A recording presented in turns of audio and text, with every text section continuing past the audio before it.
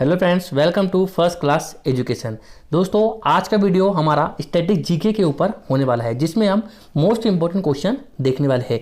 और आपके आने वाले exam NTPC, CBT 2, group D और एमपीपीएससी आने वाले जो एग्ज़ाम है उसके लिए काफ़ी ज़्यादा महत्वपूर्ण होने वाला है, क्योंकि इस वीडियो में हम क्वेश्चनों के फुल डिटेल के बारे में जानकारी लेने वाले हैं। क्योंकि आज का जो क्वेश्चन बन रहे हैं वह डिटेल जो होता है आंसर का, उससे भी क्वेश्चन बन जाते हैं। तो इस वीडियो में अंत तक बने रहेगा, क्योंकि हमने वही क्वेश्चन लिए हैं जो लास्ट ईयर एग्जाम में आए हुए हैं। तो चलिए दोस्तों, बगैर देरी करे हम स्टार्ट करते हैं आज का वीडियो में अंत तक बने रहेगा। यदि आपने चैनल को सब्सक्राइब नहीं किया है तो चैनल को सब्सक्राइब कर लीजिए और वीडियो को लाइक और कमेंट करना ना भूलिएगा। चलिए दोस्तों, स्टार्ट करते हैं हम। सबसे पहला क्वेश्चन है हमारा, संस्कृत शब्द सत्यमेव जयते लिया गया है। कहाँ से लिया गया है दोस्तों, यह आपको बताना है। ऑप्शन है मुंडकोपनिषद, जैन ग्रंथ, त्रिपिटक या बाइबिल। यहाँ कब का क्वेश्चन आ चुका है, एनटीपीसी 2 बार एनटीपीसी में आ चुका है, 16 और 17 लगातार आया है, तो हो सकता है कि इस बार भी आ जाए। तो यहाँ जो शब्द है इसके बारे में हम आप जानकारी ले लेते हैं। जो सत्यमेव जयते शब्द है वह संस्कृत शब्द है, जो मुंडकोप जो निषद है इससे लिया गया है। यहाँ भारत के राष्ट्रीय प्रतीक जो सारनाथ है या अशोक स्तंभ जिसको हम बोलते हैं, उसके आधार भाग से अनुकृत है। मतलब कि वहाँ पर यह लिखा हुआ है, अनुकृत किया हुआ है, जिसे भारत सरकार ने कब अपनाया दोस्तों, तो 26 जनवरी 1950 को इस शब्द को अपनाया है। कब अपनाया है, 26 जनवरी 1950 को। ठीक है, चलिए आगे चलते हैं। अगला क्वेश्चन है हमारा, खासी, गारो और जयंतिया पहाड़ियाँ स्थित है। कहाँ पर स्थित है दोस्तों, यहाँ आपको बताना है। तो इसका ऑप्शन है कहाँ कहाँ है, मेघालय में, नागालैंड में, असम में या सिक्किम में। तो इसका आंसर क्या हो जाएगा, मेघालय। क्या हो जाएगा दोस्तों इसका आंसर, मेघालय इसका आंसर हो जाएगा। यह सारी की सारी कहाँ पर स्थित है पहाड़ियाँ, तो यह है मेघालय में। जो खासी, गारो और जयंतिया पहाड़ियाँ है मेघालय में स्थित है। यहाँ मूल रूप से खासी, जयंतिया और गारो जो जनजाति के लोग हैं, इन्हीं की जनजातियों के नाम पर इन पहाड़ियों का नाम रखा गया है। ये जो पहाड़ियाँ है प्रायद्वीपीय पठार का भाग है। किसका भाग है दोस्तों, यह प्रायद्वीपीय पठार का भाग हो जाता है, जो राजमहल गारो गैप क्या है, राजमहल गारो गैप को द्वारा अलग करती है। ठीक है, किसके द्वारा अलग करती है, गारो महल के द्वारा इसको अलग करती है। ठीक है, चलिए अगले क्वेश्चन की तरफ बढ़ते हैं हम। नेक्स्ट क्वेश्चन है हमारा, भारत के किस शहर को पिंक सिटी के नाम से जाना जाता है। तो ऑप्शन है हमारे जयपुर, कानपुर, उदयपुर या नागपुर। तो कौन सा शहर जाएगा, वहां जाएगा जयपुर। कौन सा जाएगा दोस्तों, जयपुर। जयपुर कहाँ पर है, तो यह राजस्थान के अंदर है। कहाँ पर है, राजस्थान के अंतर्गत आता है। और यदि यही आपसे पूछ ले कि वर्ल्ड हेरिटेज सिटी में, भारत की वर्ल्ड हेरिटेज सिटी में कितने शहर शामिल है, तो जो वर्ल्ड हेरिटेज सिटी है इसमें कितने शहर शामिल है, तो 2 शहर शामिल है। वहाँ कौन कौन से है, तो एक तो हमारा अहमदाबाद हो जाता है। कौन सा हो जाता है, अहमदाबाद, जो कहाँ पर है, अहमदाबाद जो हमारा गुजरात में है। और ये हो जाता है जयपुर। कहाँ पर जाता है, जयपुर, जो कहाँ पर है, हमारा राजस्थान में। यहाँ 2 ऐसे शहर है जो वर्ल्ड हेरिटेज सिटी में शामिल है। ठीक है, अभी इस क्वेश्चन की बात करता हूँ। तो जो पिंक सिटी किसके नाम जानते हैं हम, जयपुर को। भारत के राजस्थान के जयपुर शहर को हम पिंक सिटी के नाम से जानते हैं, या गुलाबी शहर भी इसको बोलते हैं। और इसका और एक नाम क्या है, पूर्व का पेरिस। कौन सा है दोस्तों, पूर्व का पेरिस। पेरिस कहाँ पर है, तो फ्रांस की राजधानी है। कौन सी है, फ्रांस की राजधानी पेरिस है, जिसे हम जयपुर को क्या बोलते हैं, पूर्व का पेरिस भी हम बोलते हैं। अब कुछ अन्य भौगोलिक नाम हम जान लेते हैं भारत के, जैसे कि भारत का पीट्सबर्ग, जिसको सेंट पीट्सबर्ग हम जिसको बोलते हैं, वहाँ किसे बोलते हैं, तो वहाँ बोलते हैं जमशेदपुर। किसको बोलते हैं हम, जमशेदपुर। और यहाँ कहाँ पर आता है दोस्तों, यहाँ झारखंड में। कहाँ पर है, भारत के झारखंड में। मसालों का बगीचा कहाँ है, तो केरल को हम बोलते हैं। किसको बोलते हैं, केरल को। उत्तर भारत का मैनचेस्टर, तो यहाँ कानपुर है। कौन सा दोस्तों, कानपुर है। संतरों की नगरी किसको बोलते हैं हम, नागपुर को। पर्वतों की रानी किसको बोलते हैं हम, मसूरी। कहाँ पर है, उत्तराखंड के अंदर है। ठीक है, चलिए आगे बढ़ते हैं। धान की डलिया किसको बोलते हैं दोस्तों, तो छत्तीसगढ़ को। किसको बोलते हैं हम, छत्तीसगढ़ को धान की डलिया हम बोलते हैं। चलिए अब अगले क्वेश्चन की तरफ बढ़ते हैं। इनमें से किस राज्य के हिस्से में थार मरुस्थल नहीं है। तो ऑप्शन है हमारा गुजरात, हरियाणा, हिमाचल प्रदेश या पंजाब। तो इसका राइट आंसर क्या हो जाएगा दोस्तों, तो हिमाचल प्रदेश हो जाएगा। क्या हो जाएगा, हिमाचल प्रदेश इसका राइट आंसर हो जाएगा। अब कैसे, तो जो थार मरुस्थल है वह हिमाचल प्रदेश के हिस्से में नहीं है। किसके हिस्से में नहीं है, हिमाचल प्रदेश के। हमें क्वेश्चन भी यही पूछा था कि किसके हिस्से में नहीं है, तो हिमाचल प्रदेश में नहीं आता है। तो जाहिर सी बात है किस किस में आएगा, तो गुजरात में भी थोड़ा सा आता है, हरियाणा में भी आता है और पंजाब में भी आता है। जो थार मरुस्थल है भारत के उत्तर पश्चिम में। कहाँ पर दोस्तों, जैसे ये भारत मान लिया हमने कि ये भारत है, ठीक है, तो उत्तर पश्चिम किसको बोलते हैं हम, ये हो गई हमारी नॉर्थ, ये हो गई हमारी साउथ, ये हो गई हमारी ईस्ट और ये हो गई वेस्ट। उसने बोला उत्तर पश्चिम, मतलब कि यहाँ पर है। कहाँ पर है दोस्तों, यहाँ पर है। यहाँ उत्तर पश्चिम में पाकिस्तान के दक्षिण पूर्व में स्थित है। कहां पर है? पाकिस्तान के दक्षिण पूर्व में। इसका अधिकांश भाग कहां पर आता है? राजस्थान में। यहां पर राजस्थान है हमारा, तो अधिकांश भाग कहां पर आता है? इसका राजस्थान में आता है, परंतु कुछ भाग हरियाणा, पंजाब, गुजरात और पाकिस्तान के सिंध और पंजाब प्रांतों में भी फैला हुआ है। हिमाचल प्रदेश में लद्दाख के ठंडे मरुस्थल है जो लाहौल और स्पीति जिले में है। यहां भी आपको याद रखना है कि जो हिमाचल प्रदेश में क्या है? लद्दाख के ठंडे मरुस्थल है जो लाहौल और स्पीति जिले के अंदर स्थित है। ठीक है, चलिए अगले क्वेश्चन की तरफ बढ़ते हैं। अगला है हमारा, निम्नलिखित में से कौन सी नदी अरब सागर में नहीं गिरती है? तो कौन सी नदी नहीं गिरती है दोस्तों? तो वह है गंगा। कौन सी है? गंगा नदी है जो अरब सागर में नहीं गिरती है। नर्मदा और ताप्ती अरब सागर में गिरती है या उल्टे चलने वाली नदी है। कौन कौन सी? नर्मदा और ताप्ती। इसी के साथ जो है साबरमती नदी भी जो है वह कहाँ गिरती है दोस्तों? यहाँ अरब सागर में गिरती है, जबकि जो गंगा नदी है वह कहाँ गिरती है? हमारे यहाँ बंगाल की खाड़ी में गिरती है। सारी नदियाँ, मैक्सिमम नदियाँ बंगाल की खाड़ी में गिरती है भारत की, लेकिन नर्मदा, ताप्ती और साबरमती ऐसी नदी है जो अरब की खाड़ी में गिरती है या अरब सागर में गिरती है। ठीक है, साबरमती का जो उद्गम स्थल माने तो कहाँ का है दोस्तों? वह राजस्थान के उदयपुर जिले में अरावली जो पर्वतमाला है वहां से इसका उद्गम स्थल माना जाता है। वहीं यदि मैं नर्मदा की बात करूं तो नर्मदा कहां से निकलती है? अमरकंटक पहाड़ी से। कहां से निकलती है? अमरकंटक जो अनूपपुर जिला है, कहां पर है? जबलपुर में। कहां पर है दोस्तों? जो जबलपुर संभाग है भारत का, मध्य प्रदेश का, वहां से निकलती है अमरकंटक से नर्मदा नदी। और ताप्ती नदी की बात करूं तो मूल ताप्ती या मुल्ताई से निकलती है। कहां से निकलती है? मूल ताप्ती या मुल्ताई बैतूल जिले से निकलती है। ठीक है, गंगा नदी के बारे में बात कर लेते हैं हम कुछ। गंगा नदी जो है गंगोत्री हिमनाथ से निकलकर उत्तराखंड के हिमालय से लेकर बंगाल की खाड़ी के सुंदरवन तक विशाल भूभाग में सींचते हुए बांग्लादेश में प्रवेश कर बंगाल की खाड़ी में गिरती है। ताप्ती नदी हमने बता दिया, बैतूल जिले के मूल ताप्ती से निकलकर महाराष्ट्र, गुजरात होते हुए खंपात की खाड़ी अरब सागर में जाकर गिर जाती है। ठीक है, चलिए आगे बढ़ते हैं। अगला क्वेश्चन है हमारा, निम्न में से क्या नेपाल के मुख्य स्थलाकृति क्षेत्र का हिस्सा नहीं है? तराइन, पहाड़िया, दक्कन या पर्वत? तो क्या नहीं है दोस्तों? यहाँ पर दक्कन नहीं है। क्या नहीं है? यहाँ पर दक्कन स्थलाकृति नहीं मिलती है। कहाँ पर? हमारे नेपाल में। जो नेपाल के मुख्य स्थलाकृति के बारे में बात करें तो जो स्थलाकृति क्षेत्र में दक्कन नहीं मिलते हैं, जो दक्कन का पठार जिसे हम विशाल प्रायद्वीप पठार के नाम से भी जानते हैं। भारत का विशाल जो पठार है वह कौन सा है? तो दक्षिण भारत का पठार, मुख्य भूभाग इसी पठार पर स्थित है। ठीक है, इस पठार का जो निर्माण है ज्वालामुखी क्रिया द्वारा होता है। भारत के महाराष्ट्र, मध्य प्रदेश, छत्तीसगढ़, उड़ीसा, आंध्र प्रदेश, कर्नाटक, तमिलनाडु राज्यों में विस्तृत दक्कन के पठार हमको मिलते हैं। चलिए अगले क्वेश्चन की तरफ बढ़ते हैं। केंद्रीय सरकार की सांसद आदर्श ग्राम योजना के अंतर्गत निम्नलिखित में से किसको विकसित करने की एक योजना है? तो किसको करना है दोस्तों? गांवों को। किसको करना है? गांवों को। जो सांसद लोग होते हैं इसमें क्या करते हैं? गांवों को गोद लेते हैं। इसके बारे में हम कुछ जान लेते हैं। यह योजना कब आती है दोस्तों? तो यह जो योजना है यह कब आती है? हमारी सांसद ग्राम योजना, यह जो सांसद आदर्श ग्राम योजना है यह आती है 11 अक्टूबर 2014 को। जो हमारे पीएम नरेंद्र मोदी जी है अभी, उनके द्वारा लोकनायक कहे जाने वाले जयप्रकाश नारायण, किनके? जयप्रकाश नारायण के जन्म दिवस पर शुरू की गई योजना है। इस योजना के तहत जो सांसद को अपने निर्वाचन क्षेत्र का कम से कम एक गांव को गोद लेकर विकास में प्रोत्साहन देना है। इस योजना का उद्देश्य प्रत्येक सांसद द्वारा 2016 तक एक गांव, 2019 तक 3 गांव तथा 2024 तक कुल 8 गांवों को गोद लेकर विकसित करना है अपने अपने क्षेत्र के। ठीक है, चलिए आई होप आपको वीडियो पसंद आ रहा होगा दोस्तों। आपको ऐसे ही कंटेंट मिलते रहेगा। आप बच्चे को सब्सक्राइब कर लीजिएगा और कमेंट करके बताइए कि आपको वीडियो कैसा लगा और लाइक और शेयर करना ना भूलिए। चलिए अगले क्वेश्चन की तरफ बढ़ते हैं। भारतीय राष्ट्रीय ध्वज में अशोक चक्र क्या दर्शाता है? समृद्धि का चक्र दर्शाता है, अधिकार का चक्र दर्शाता है, शांति का चक्र या धर्म के नियत का चक्र दर्शाता है? तो इसका आंसर क्या जाएगा दोस्तों? धर्म के नियत का चक्र दर्शाता है। क्या दर्शाता है दोस्तों? धर्म के नियत का चक्र दर्शाता है। कौन? हमारा अशोक चक्र। अब जो भारतीय जो अशोक चक्र है यह कहाँ से लिया गया है दोस्तों? तो जो भारतीय अशोक चक्र है यह राष्ट्रीय ध्वज में अशोक चक्र को स्थान दिया गया है। जो अशोक चक्र में जो 24 तीलियां है, अशोक चक्र में जो 24 तीलियां होती है वह अशोक के जो धम्म चक्र परिवर्तन, जो धम्म चक्र जो था, जो निष्ठा का प्रतीक था, वह अशोक चक्र भारत के शांति के समय का सबसे ऊंचा यह वीरता पदक है। यह पुरस्कार सम्मान सैनिकों को शूरता एवं बलिदान के लिए दिया जाता है और राष्ट्रपति द्वारा यह प्रदान करते हैं अशोक चक्र को। ठीक है, चलिए अगले क्वेश्चन की तरफ बढ़ते हैं। किस वर्ष प्रथम राज्य पुनर्गठन आयोग की स्थापना होती है?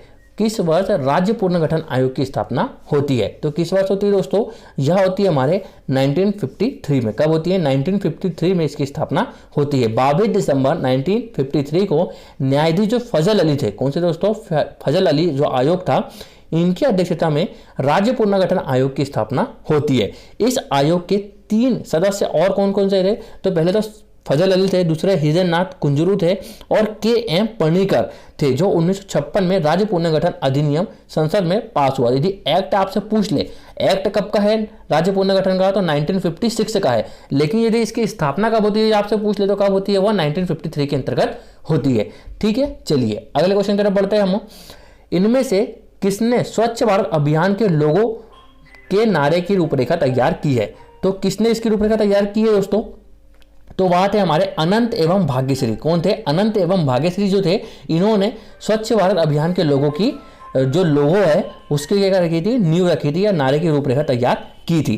ठीक है, चलिए इसके बारे में हम जानते हैं स्वच्छ भारत मिशन क्या है। तो 2 अक्टूबर 2014 को प्रधानमंत्री नरेंद्र मोदी जी द्वारा नई दिल्ली से की गई थी इसकी शुरुआत, किसकी? स्वच्छ भारत अभियान की। इस योजना का जो मुख्य उद्देश्य है 2 अक्टूबर 2019 तक संपूर्ण भारत को स्वच्छ बनाना, इसका उद्देश्य रखा गया था। स्वच्छ भारत अभियान का लोगो गांधी जी का जो चश्मा है, जिसके दोनों शीशों पर स्वच्छ भारत लिखा हुआ है। गांधी जी का चश्मा है, उसके दोनों चश्मों पर क्या लिखा हुआ है? स्वच्छ भारत लिखा गया है। यह जो लोगो है महाराष्ट्र के अनंत खजबरदार द्वारा लिया गया है, तो ये तैयार किया गया था। और इस अभियान का जो नारा है, एक कदम स्वच्छता की ओर, जिसे गुजरात के राजकोट की जो भाग्यश्री सेठ ने लिखा था। स्वच्छ भारत जो मिशन है यह शहरी विकास मंत्रालय द्वारा कार्यान्वित किया जाता है। अब क्वेश्चन आपसे पूछ सकता है यहाँ से कि जो स्वच्छ भारत मिशन है वह किस मंत्रालय के अंतर्गत आता है? तो वह किस मंत्रालय के अंतर्गत आता है? यह आता है शहरी विकास मंत्रालय के द्वारा आता है। चलिए अगले क्वेश्चन की तरफ बढ़ते हैं। IRDP का जो रणनीतिक उद्देश्य क्या है? क्या बताना है दोस्तों? IRDP का रणनीतिक उद्देश्य क्या है? तो इसका उद्देश्य क्या है दोस्तों? IRDP का पहले तो पूरा नाम क्या होता है? जो ग्रामीण क्षेत्र है उसमें रोजगार में मुख्य भूमिका निभाना IRDP का पूरा काम होता है। ग्रामीण रोजगार के लिए अधिकतर अवसर प्रदान करना। क्या है इसका आंसर? ग्रामीण रोजगार के लिए अधिक से अधिक अवसर प्रदान करना इसका मुख्य उद्देश्य हो जाता है। ग्रामीण क्षेत्रों में कृषि और उससे संबंधित गतिविधियों में उत्पादन को अधिकतम करना और ग्रामीण उद्योगों का विकास करना।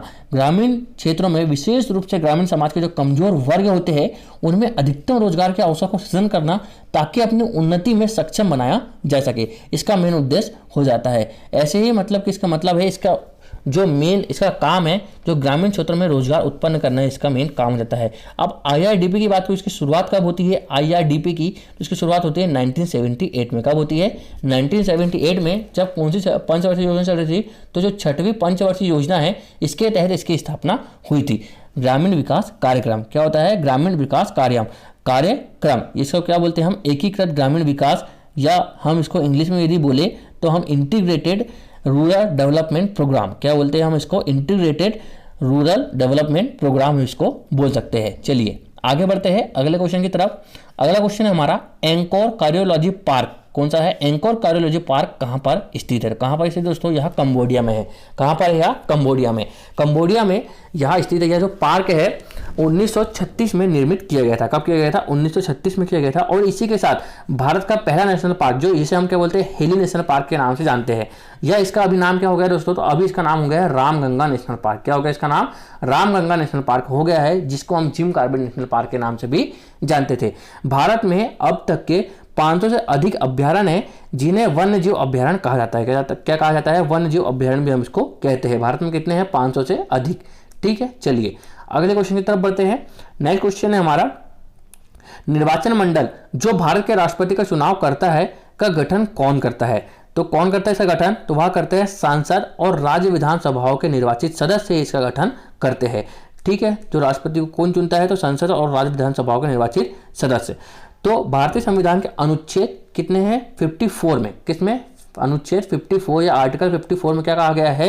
जो राष्ट्रपति का जो चुनाव है ऐसे निर्वाचक मंडल के सदस्यों द्वारा किया जाएगा जिसमें सदन के दोनों सदनों, लोकसभा और राज्यसभा के निर्वाचित सदस्य हो, और राज्य की विधानसभाओं के निर्वाचित सदस्यों एवं पुडुचेरी तथा दिल्ली विधानसभा के निर्वाचित सदस्य भी इसमें भाग लेते हैं। इनके द्वारा निर्वाचित करके राष्ट्रपति को चुनाव किया जाता है और राष्ट्रपति को चुनते हैं। और यदि ये आपसे पूछ ले कि राष्ट्रपति का शपथ कौन दिलाता है, तो भारत का जो मुख्य न्यायाधीश होता है, भारत का जो मुख्य न्यायाधीश होता है वह राष्ट्रपति जी को शपथ दिलाता है। भारत का सर्वोच्च नागरिक कौन होता है, तो वह भी राष्ट्रपति जी होते हैं। ठीक है, चलिए आगे बढ़ते हैं अगले क्वेश्चन की तरफ। नेक्स्ट क्वेश्चन है हमारा, भारतीय संविधान का भाग 2 निम्नलिखित में से किसके बारे में उल्लेख करता है। तो जो भाग 2 है वह नागरिकता के बारे में उल्लेख करता है। किसके बारे में, नागरिकता के बारे में। तो भारतीय संविधान के भाग 2 में कहां से कहां तक है, तो अनुच्छेद नंबर 5 से 11, कहां से कहां तक है, 5 से 11 के तहत नागरिकता संबंधी प्रावधान किए गए हैं। जबकि मौलिक अधिकारों का वर्णन संविधान के भाग 3 में है। मौलिक अधिकार किसमें है, भाग 3 में है। और भाग 4 में क्या है, राज्य के नीति निर्देशक तत्व है। अनुच्छेद यदि पूछ ले मौलिक अधिकार का, तो कहां से कहां तक है, 12 से 35 तक के। और वहीं यदि नीति निर्देशक तत्व पूछ ले, यदि आपने वीडियो हमारे नीति निर्देशक वाले तत्व का नहीं देखा है तो आप आई बटन में क्लिक करके वह वाला वीडियो देख सकते हैं। इसके कहां से कहां तक है, तो 36 से 51 तक के राज्य के नीति निर्देशक तत्व बताया गया है।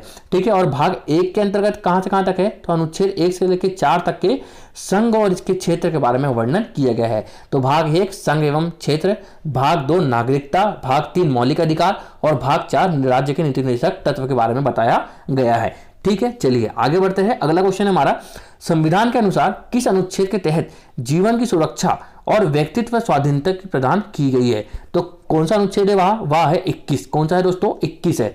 ठीक है, इसमें क्या कहा गया है, तो अनुच्छेद नंबर 21 के तहत भारत की जो सुरक्षा है, जीवन की सुरक्षा है, उसमें व्यक्तित्व स्वाधीनता प्रदान की गई है। यह किसके अंतर्गत आता है, तो भाग 3 में मौलिक अधिकार के अंतर्गत यह आता है। जो कहां से कहां तक है, भाग 3 में अनुच्छेद 12 से लेकर 35 के मध्य आते हैं। और यही आपसे पूछ ले कि 21A के अंतर्गत क्या है, तो 21A जो संविधान संशोधन 42 हुआ था उसमें क्या कहा गया था, जो संविधान संशोधन हुआ था उसमें 21A में शिक्षा का अधिकार को, जो पहले राज्य के नीति निर्देशक तत्व थे उसे क्या बना दिया गया है, इसको मौलिक अधिकार बना दिया गया है, शिक्षा का अधिकार को। ठीक है, चलिए आगे चलते हैं। अब यदि आपसे पूछ ले समानता का अधिकार किस किस अनुच्छेद के अंतर्गत आते हैं, तो 14 से लेकर 18 तक के समानता का अधिकार मिलता है। स्वतंत्रता का अधिकार पूछ ले तो 19 से लेकर 22 तक के। और शोषण के विरुद्ध अधिकार तो आर्टिकल 23 से आर्टिकल 24। धार्मिक स्वतंत्रता का अधिकार आर्टिकल 25 से आर्टिकल 28। संस्कृति और शिक्षा संबंधी जो अनुच्छेद है या आर्टिकल है वह 29 से 30 के बीच में है। और शिक्षा संबंधी जो सुधार हुआ था वह 21A के अंतर्गत आता है। संवैधानिक उपचारों का जो अधिकार है वह आर्टिकल नंबर 32 के तहत आता है। और जो अनुच्छेद नंबर 32 है, हम उसको क्या बोलते हैं, संविधान की आत्मा भी कहते हैं। इसे किसने कहा है संविधान की आत्मा, तो वह कहा है B.R. अम्बेडकर ने। किसने कहा है दोस्तों, B.R. जो अम्बेडकर जो थे, उन्होंने जो अनुच्छेद नंबर 32 है, जो आर्टिकल नंबर 32 है, उसे संविधान की आत्मा कहा है।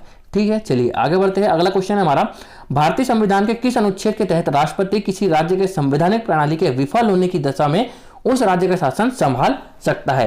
तो यह कौन सा अनुच्छेद है दोस्तों, तो वह है अनुच्छेद नंबर 356। कौन सा है, अनुच्छेद नंबर 356। यह आपातकाल के संबंधित उपबंध है। इसमें कौन सा है, आपातकाल के संबंधित इसमें उपबंध है। भारतीय संविधान के भाग 18 में अनुच्छेद 352 से लेकर 360 के अंतर्गत उल्लेखित किया गया है। इसमें मंत्रिपरिषद के परामर्श से राष्ट्रपति 3 प्रकार के आपातकाल लगा सकते हैं। कौन कौन से है वह, तो राष्ट्रीय आपातकाल एक होता है, दूसरा है राष्ट्रपति शासन, तीसरा है वित्तीय आपातकाल। भारत में अब तक कितने बार आपातकाल लगे हैं आपको कमेंट करके बताना है, और कब कब लगे हैं। ठीक है, चलिए तो अनुच्छेद 356 के तहत राज्य में संवैधानिक तंत्र के विफल होने पर राष्ट्रपति शासन लागू किया जाता है।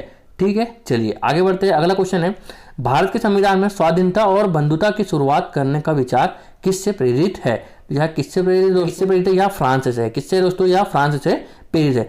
भारतीय संविधान के निर्माण में विभिन्न देशों के संविधान की सहायता ली गई है। जैसे कि राज्य के नीति निर्देशक तत्व किससे लिए गए हैं, यदि आपसे पूछ ले तो वह आयरलैंड से लिए गए। किससे लिए गए दोस्तों, राज्य के जो नीति निर्देशक तत्व है वह आयरलैंड से लिए गए हैं। ऐसे ही फ्रांस से क्या लिया गया है, गणतंत्रात्मक और प्रस्तावना में स्वतंत्रता, समता, बंधुता और आदर्श वाक्य, यह लिए गए हैं किससे, फ्रांस से।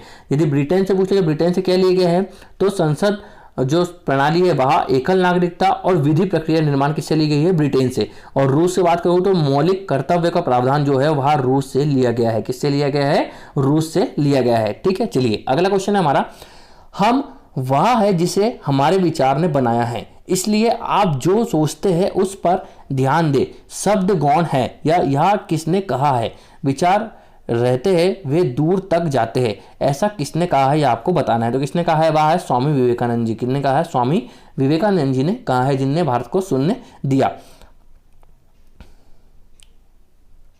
हम वह है जिसे हमारे विचार ने बनाया है, इसलिए आप जो सोचते हैं उस पर ध्यान दें। शब्द गौण है, विचार रहते हैं वे दूर तक जाते हैं, वह किसने कहा है, तो वह स्वामी विवेकानंद जी ने कहा है। चलिए नेक्स्ट क्वेश्चन है, किस गवर्नर जनरल के समय भारत का स्वतंत्रता संघर्ष सिपाही विद्रोह हुआ था। तो किसके समय हुआ था, लॉर्ड कैनिंग के समय। किसके समय हुआ था, लॉर्ड कैनिंग के समय। अब इस क्वेश्चन में हम यह सारे जो वायसराय है इनके बारे में जो मेन जो घटना हुई है वह हम जान लेते हैं। जैसे लॉर्ड हार्डिंग जो है उनके समय क्या हुआ था, नरबली और जो नरबली प्रथा थी उसका उस पर प्रतिबंध लगाया था। लॉर्ड बेंटिंग के समय सती प्रथा का उन्मूलन हुआ था। लॉर्ड कैनिंग के समय 1857 का विद्रोह हुआ था। और लॉर्ड जो एटनबरो है या एलनबरो हम जिसको बोलते हैं, दास प्रथा का उन्मूलन इनके समय किया गया था। ठीक है, चलिए अगला क्वेश्चन है हमारा, वर्ष 1931 में भारत की राजधानी नई दिल्ली के रूप में जो इसका उद्घाटन करने वाले वायसराय का नाम बताइए। जो लॉर्ड कॉर्नवालिस, इनका समय कब से कब तक है, तो 1786 से 1793 ईस्वी के बीच में इनका समय है। इन्होंने 1793 में बंगाल में स्थायी बंदोबस्त व्यवस्था को लागू किया था और इसे भारत में प्रशासनिक सेवा का जनक भी माना जाता है। प्रशासनिक सेवा जो सिविल सर्विस जिसकी हम बात करते हैं, इसका जनक किसे माना जाता है, तो लॉर्ड कॉर्नवालिस को माना जाता है। लॉर्ड इरविन का समय लॉर्ड इरविन का कब समय था, तो 1926 से 1931 के बीच में।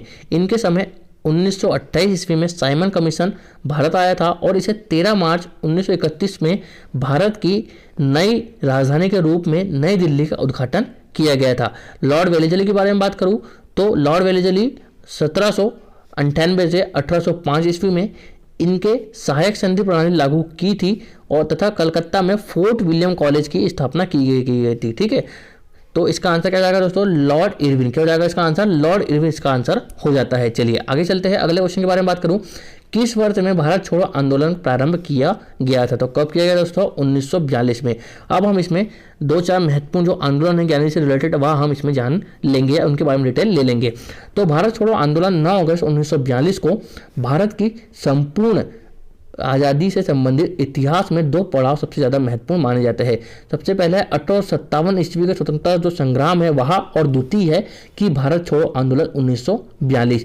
भारत को जल्द ही आज़ादी दिलाने के लिए महात्मा गांधी द्वारा अंग्रेजी शासन के विरुद्ध एक बड़ा आंदोलन था। ठीक है, कौन सा, भारत छोड़ो आंदोलन। अब महात्मा गांधी ने और कौन सा आंदोलन किया है, तो 1920 का उनका कौन सा था, असहयोग आंदोलन।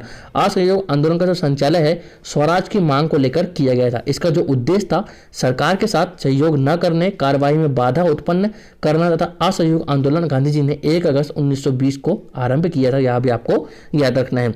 सभी ने अवज्ञा आंदोलन 1930 का जाता है और जो यह आंदोलन सभी ने अवज्ञा आंदोलन या ब्रिटिश साम्राज्यवाद के विरुद्ध भारतीय राष्ट्रीय कांग्रेस द्वारा चलाया गया था। इसे एक जन आंदोलन में से एक था।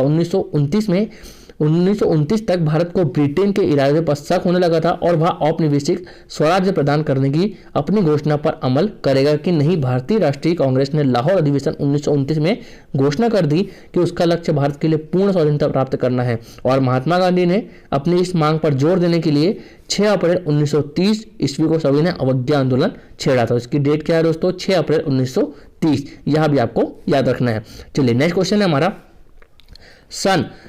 कौन से सन में सुभाष चंद्र बोस ने आज़ाद हिंद फौज की स्थापना की थी। तो कौन से सन में की थी दोस्तों, तो 1943 में। तो सुभाष चंद्र बोस ने उन्होंने आज़ाद हिंद की जो फौज है उसकी स्थापना कहाँ पर की थी, तो सिंगापुर के अंतर्गत की थी। उन्होंने सिंगापुर में आज़ाद हिंद फौज की स्थापना अस्थायी सरकार की नींव रखी थी। जो नेताजी सुभाष चंद्र बोस थे इन्हें सुभाष ब्रिगेड, नेहरू ब्रिगेड तथा महिलाओं के लिए झांसी ब्रिगेड भी गठित की थी। आज़ाद हिंद फौज के म्यांमार के रंगून प्रदेश को जीतते हुए भारत के सीमावर्ती क्षेत्र में प्रवेश कर गई और 14 अगस्त 1945 को आत्मसमर्पण करने के बावजूद आज़ाद हिंद फौज की सेना ने हार नहीं मानी थी। यदि आपसे पूछ ले कि आज़ाद हिंद फौज के बाद इन्होंने और क्या क्या किया दोस्तों, तो सुभाष चंद्र बोस ने कांग्रेस के त्रिपुरी जो अधिवेशन था कब का था, तो 1939 का इस अधिवेशन की अध्यक्षता भी इन्होंने की थी। और इन्होंने त्यागपत्र देने के बाद 1939 में ही ऑल इंडिया फॉरवर्ड ब्लॉक, यदि आपसे पूछ ले कि फॉरवर्ड ब्लॉक की स्थापना किसने करी, तो वह भी सुभाष चंद्र बोस ने की थी। इसकी स्थापना कहाँ पर हुई है, तो टोक्यो में, जापान की जो राजधानी टोक्यो 1942 में राज बिहारी बोस ने की थी। ठीक है, चलिए। भारतीय कम्युनिस्ट पार्टी सीपीआई भारत की एक साम्यवादी दल है जिसकी स्थापना 26 दिसंबर 1925 को कानपुर में एम.एन. रॉय द्वारा की गई थी। किसके द्वारा की गई थी? एम.एन. रॉय द्वारा। चलिए अगला क्वेश्चन है हमारा, भारत में पीएसएलवी का पहली बार इस्तेमाल कब किया गया था? तो पीएसएलवी का पूरा नाम क्या है दोस्तों? Polar satellite launch vehicle. इसका पहली बार कब किया गया उपयोग? तो 1994 के अंतर्गत। यह 4 चरण वाला एक प्रेक्षण यान है। इस यान से उपग्रह को ध्रुवीय कक्षा एवं सूर्य तुल्यकालिक 500 से 1000 किलोमीटर की ऊंचाई कक्षा में स्थापित किया जाता है। इस यान में द्रव प्रणोदक के साथ साथ ठोस प्रणोदक भी इस्तेमाल किया जाता है और इसका प्रथम सफल परीक्षण 1994 में किया गया था। ठीक है, चलिए आगे बढ़ते हैं अगले क्वेश्चन की तरफ। रॉयटर्स एक समाचार एजेंसी है, इसका मुख्यालय कहाँ पर स्थित है? इसका मुख्यालय कहाँ पर होता है दोस्तों? यह यूके में है या इंग्लैंड के अंतर्गत है। अब महत्वपूर्ण एजेंसियों के बारे में जान लेते हैं। तो यूके में कौन सी है? रॉयटर्स है। यूएसए में कौन सी है? यूनाइटेड प्रेस इंटरनेशनल या यूपीआई है। ऑस्ट्रेलिया के अंदर कौन सी है? तो आप है या एएपीबीएम इसको बोलते हैं। भारत में कौन सी है? Press trust of India PTI है। समाचार भारती, यूनाइटेड न्यूज नेशन और यूनि वार्ता, यह सारी कहाँ पर है दोस्तों? तो यह हमारे भारत में है। चलिए आगे है, कौन सा केंद्रीय मंत्रालय हर साल राष्ट्रीय फिल्म पुरस्कार आयोजित करता है? तो कौन सा है दोस्तों? वह सूचना एवं प्रसारण मंत्रालय। कौन सा? सूचना एवं प्रसारण मंत्रालय हो जाता है। जो सूचना एवं प्रसारण मंत्रालय है वह हर साल प्रेस और फिल्मों संबंधित नियम और कानून का निर्माण करता है। ठीक है, चलिए अगले क्वेश्चन की तरफ बढ़ते हैं हम फटाफट। तो जो अगला क्वेश्चन है, विशेष पुलिस प्रतिष्ठान किस संगठन का वास्तविक नाम है? तो किसका नाम? सीबीआई। किसका दोस्तों? सीबीआई, केंद्रीय अन्वेषण ब्यूरो या central bureau of investigation. CBI Bharat सरकार की एक प्रमुख जांच एजेंसी है। यह आपराधिक राष्ट्रीय सुरक्षा से जुड़े हुए भिन्न भिन्न प्रकार के मामलों की जांच करती है और इसका जो मुख्यालय है वह कहाँ पर है दोस्तों? तो वहाँ नई दिल्ली के अंतर्गत हो जाता है। यदि इसकी स्थापना की बात करें तो कब होती है? 1941 में इसकी स्थापना होती है। किस नाम से होती है? विशेष पुलिस प्रतिष्ठान स्पेशल पुलिस स्टेबलाइजेशन से हुई थी और उस समय इसके उद्देश्य द्वितीय विश्व युद्ध के दौरान भारतीय युद्ध जो आपूर्ति विभाग था उसका लेन देन करना था। बाद में 1963 में विशेष पुलिस जो इसका नाम क्या हो गया? केंद्रीय अन्वेषण ब्यूरो या सीबीआई इसका नाम हो जाता है 1963 के अंतर्गत। चलिए अगले क्वेश्चन की तरफ बढ़ते हैं हम। तो निम्नलिखित में से कौन से स्थान को अद्वितीय प्राकृतिक पर्यावरण होने की वजह से यूनेस्को द्वारा 1985 में वैश्विक विरासत स्थल घोषित किया गया था? तो कौन सा दोस्तों? वह था मानस वन्यजीव अभ्यारण्य। कहाँ पर है दोस्तों? असम में। असम में कितने नेशनल पार्क है? तो 6 नेशनल पार्क हो जाते हैं। मानस वन्यजीव अभ्यारण्य असम अद्वितीय प्राकृतिक पर्यावरण होने की वजह से यूनेस्को ने 1985 में वैश्विक विरासत स्थल में घोषित किया गया था। 1989 में मानस को बायोस्फीयर रिजर्व का दर्जा मिला और यह भारत का एक प्रमुख राष्ट्रीय उद्यान भी है जहां पर एक सींग वाले गेंडा और 12 सिंगा के लिए प्रसिद्ध है। इसका नाम कौन सा जाता है? काजीरंगा नेशनल पार्क है, यहीं पर है। कहाँ पर है? असम में। चंपानेर पावागढ़ पार्क कहाँ पर है? तो यह गुजरात में 2004 में स्थापना होती है। और एलिफेंटिक गुफाएं कहाँ पर है? महाराष्ट्र में। 1987 में यूनेस्को में शामिल होता है। सुंदरवन राष्ट्रीय उद्यान जो पश्चिम बंगाल में है 1987 में इस सूची में शामिल किए गए थे। ठीक है, चलिए अगला क्वेश्चन है हमारा, माउंट एवरेस्ट की चोटी पर चढ़ने वाली पहली महिला कौन थी? तो कौन थी दोस्तों? वह थी जुको तेबई। कौन थी दोस्तों? जुको तेबई थी। जुको तेबई एक जापानी पर्वतारोही थी जहां माउंट एवरेस्ट के शिखर तक पहुंचने वाली पहली महिला थी। 7 महाद्वीपों की सबसे ऊंची चोटी का फतह करने वाली प्रथम महिला कौन थी? तो वह है जुको तेबई, जो 20 अक्टूबर 2016 को 77 वर्ष की उम्र में इनका निधन हो जाता है। इन्होंने 7 महाद्वीप की चोटियों को फतह किया है। क्या है इनका नाम? जुको तेबई। ठीक है, बछेंद्री पाल कौन दोस्तों? तो यह माउंट एवरेस्ट पर चढ़ने वाली प्रथम भारतीय महिला है जो एवरेस्ट की ऊंचाई को छूने वाली दुनिया की 5वीं पर्वतारोही हो जाती है। अरुणिमा सिन्हा के बारे में बात करूँ तो माउंट एवरेस्ट पर फतेह करने वाली पहली दिव्यांग महिला हो जाती है। प्रेमलता अग्रवाल 7 महाद्वीप की सबसे ऊंची चोटी को छूने वाली प्रथम भारतीय महिला होने का गौरव किसको हासिल है? तो वह है प्रेमलता अग्रवाल जी को। ठीक है दोस्तों, चलिए आगे बढ़ते हैं। नेक्स्ट क्वेश्चन है हमारा, निम्नलिखित में से कौन जमीन से हवा में मार करने वाली मिसाइल है? तो इसमें से कौन सी है दोस्तों? तो वह है त्रिशूल। कौन सी है? त्रिशूल, जो जमीन से हवा में मार करती है या सतह से हवा में मार करने वाली मिसाइल है। इसकी मारक क्षमता कितनी है? तो 500 मीटर से 9 किलोमीटर के बीच में।